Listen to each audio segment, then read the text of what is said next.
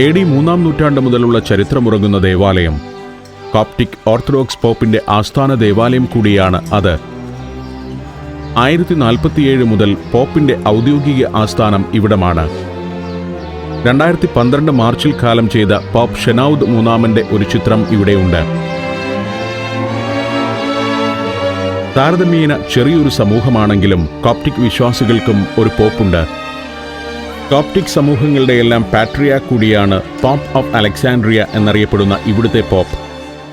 മലയാളികൾക്ക് ഇങ്ങനെയൊരു pop ഇവിടെയുണ്ടെന്ന് അറിയണമെന്നില്ല.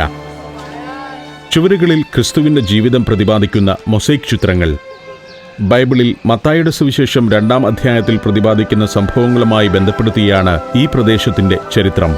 Herod രാജാവ് കുഞ്ഞുങ്ങളെ വധിക്കാൻ ഉത്തരവ് നൽകിയതായി അറിഞ്ഞ് നവജാതനായ യേശുവുമായി ഈജിപ്തിലേക്ക് പലായനം ചെയ്ത ജോസഫും മറിയവും ഇവിടെയാണ് താമസിച്ചതെന്നാണ് ഐതിഹ്യം.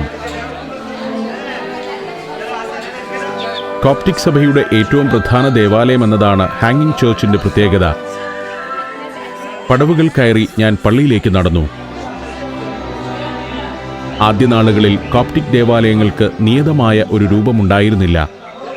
ചെറുകെട്ടിടങ്ങളും ഗുഹകളും വരെ അവർ ദേവാലയങ്ങളായി ഉപയോഗിച്ചിരുന്നു.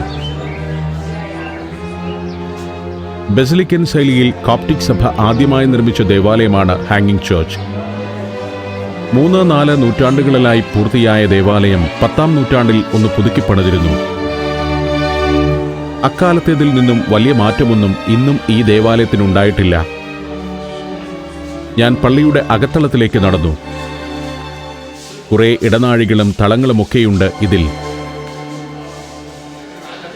സുവനീർ വിൽക്കുന്ന ഇടങ്ങൾ പോലുമുണ്ട് പള്ളിയിൽ. ചിലയിടത്ത് പുസ്തകങ്ങൾ നിരത്തിവെച്ചിരിക്കുന്നു. ആകെ ഒരു പരുക്കൻ ഭാവമാണ് ദേവാലയത്തിന്.